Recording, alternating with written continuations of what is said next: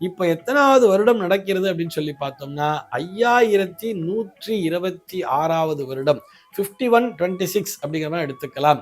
5126வது வருடம் தான் நடந்து கொண்டிருக்கிறது இந்த கலியுகம் தோன்றி. இந்த கலியுகத்திலே பிரதானமாக வலியுறுத்தப்படுகின்ற தர்மம் எதுன்னு சொல்லி பார்த்தா ஒருவனுக்கு ஒருத்தி அப்படிங்கிறது தான் பிரதானமான தர்மமாக வைத்திருக்கிறார்கள்.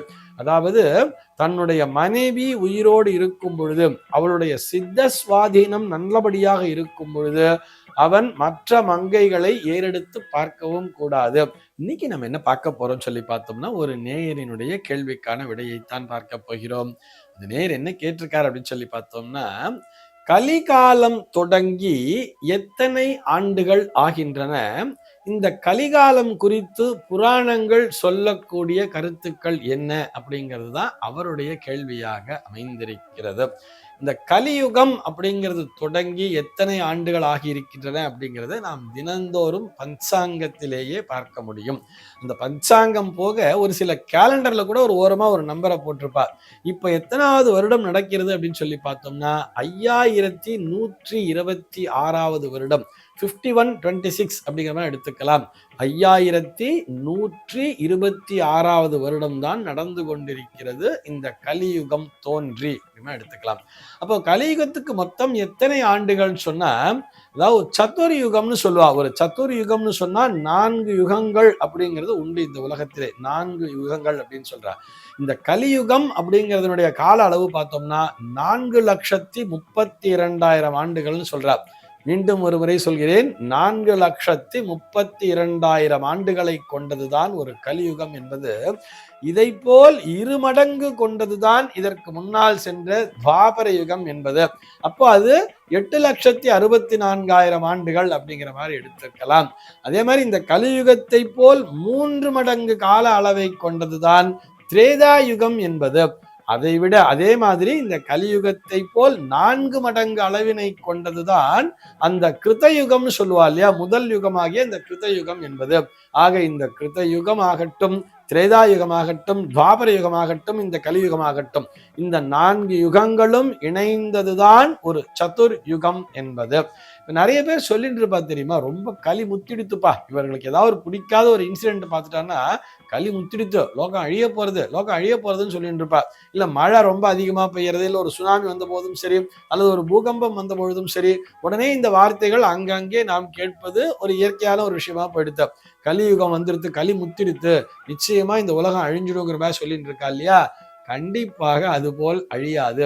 ஏன்னு சொன்னா, நம்முடைய புராண கருத்துக்களின்படி, நம்முடைய முன்னோர்கள் நமக்கு எழுதி வைத்திருக்கின்ற அந்த கணக்கின்படி பார்த்தோம்னா, கலியுகம் அப்படிங்கிறது மொத்தம் 4,32,000 ஆண்டுகளை கொண்டது. அதுல இன்னும் நம்ம ஒரு சின்ன படி கூட தாண்டல. 5,126 ஆண்டுகள் தான் நடக்குது இப்போ.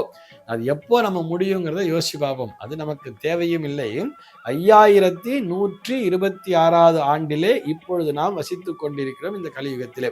சரி, இதை பற்றி என்ன சொல்றா அப்படின்னு சொல்லி பார்த்தா, கலியுகத்திலே வாழ்பவர்கள் இப்படித்தான் வாழ வேண்டும் என்று தர்ம நெறியினை வகுத்து வைத்திருக்கிறார்கள். யுக தர்மம் அப்படின்னு சொல்லுவா. ஒவ்வொரு யுகத்திற்கும் ஒரு தர்மம் என்பது உண்டு. இந்த கலியுகத்திலே பிரதானமாக வலியுறுத்தப்படுகின்ற தர்மம் எதுன்னு சொல்லி பார்த்தா ஒருவனுக்கு ஒருத்தி அப்படிங்கிறது தான் பிரதானமான தர்மமாக வைத்திருக்கிறார்கள். அதாவது தன்னுடைய மனைவி உயிரோடு இருக்கும் பொழுது, அவளுடைய சித்த சுவாதீனம் நல்லபடியாக இருக்கும் பொழுது அவன் மற்ற மங்கைகளை ஏறெடுத்து பார்க்கவும் கூடாது. மற்றிருக்கக்கூடிய மங்கைகள் அனைவரையுமே தாயாகவும் சகோதரியாகவும் பாவிக்க வேண்டும்ங்கிறார். இதைத்தான் ஒரு பிரதான தர்மமாகவே வலியுறுத்துகிறார்கள். அதனால நம்முடைய சட்டம் கூட அப்படித்தானே சொல்றது, ஒருவனுக்கு ஒருத்தி தான் அப்படிங்கிற மாதிரி தெளிவா சொல்லியிருக்கா இல்லையா. எப்பொழுது 2வது திருமணம் சொன்னா, இந்த மனைவியே விருப்பப்பட்டு நோ அப்ஜெக்ஷன் கொடுத்து இன்னொருத்தரை கல்யாணம் பண்ணி வைக்கலாம். அப்படி இல்லைன்னு சொன்னா கூட அவர்களுக்கு சித்த சுவாதீனம் இல்லாத பட்சத்திலே வேண்டுமானால் இன்னொரு திருமணத்தை செய்து கொள்ளலாம் சொல்லியிருக்கா. சரி, அதை பற்றி ரொம்ப அதிகமா பார்க்க வேண்டாம். ஆனால் கலியுக தர்மம் என்பது இதுதான். இந்த யுகத்திலே இப்படித்தான் வாழ வேண்டும் இதெல்லாம் சொல்லியிருப்பா. நான் எப்படி சார் புரிஞ்சுக்கிறதுன்னு சொன்னா, அழகா நமக்கு இந்த யுகத்திலே கிடைக்கக்கூடிய அந்த 2 இதிகாசங்கள், ஒரு இதிகாசம் பார்த்தோம்னா அது திரேதா யுகத்திலே நடந்தது, மற்றொரு இதிகாசம் பார்த்தோம்னா அது துவாபர யுகத்திலே நடந்தது. ஆனால் இந்த யுகங்கள் அழியும் பொழுது அது பற்றிய அந்த சரித்திரங்களும் அழிந்துதான் போயிருக்கும். ஆனால் இவற்றை இயற்றியவர்கள் கலியுகத்திலே வாழ்ந்தவர்கள். கலியுக துவக்கத்திலேயே அந்த யுகங்களிலே நடந்த கருத்துக்களை இவர்கள் பதிவிட்டிருக்கிறார்கள். இது எதுக்காக பதிவிட்டிருப்பான்னு சொல்லி பார்த்தோம்னா, இந்த யுகத்திலே நீ இப்படித்தான் வாழ வேண்டும் என்பதற்காக. திரேதா யுகத்திலே நடந்த அந்த ராமரனுடைய சரித்திரத்தை நாம் ஏன் கலியுகத்திலே படித்துக் கொண்டிருக்கிறோம் என்று சொன்னால், ராமபிரான் எப்படி ஒருவனுக்கு ஒருத்தி என்று வாழ்ந்தாரோ, எப்படி மக்களுக்காகவே தன்னுடைய வாழ்வினை அர்ப்பணித்தாரோ, நீதி நேர்மை நாணயம் இது மட்டும்தான் என்னுடைய குறிக்கோள், தந்தை சொல்மிக்க மந்திரம் இல்லை என்று வாழ்ந்து காட்டினார் அல்லவா, அதைத்தான் நீ கலியுகத்திலே தர்மமாக பின்பற்ற வேண்டும் என்பதற்காகத்தான் அந்த இதிகாசமானது நமக்கு வலியுறுத்துகிறது. அதே மாதிரி மகாபாரதத்துல பார்த்தோம்னா தர்மம் அப்படிங்கிற ஒரு விஷயம் இருக்கு இல்லையா, தர்மத்தின் வாழ்வுதனை சூது கவ்வும் ஆயினும் தர்மமே வெல்லும் என்கின்ற அந்த உயரிய கருத்தினை மையப்படுத்தித்தான் இங்கே கலியுகத்திலே அந்த இதிகாசமானது போற்றி பார்க்கப்படுகிறது.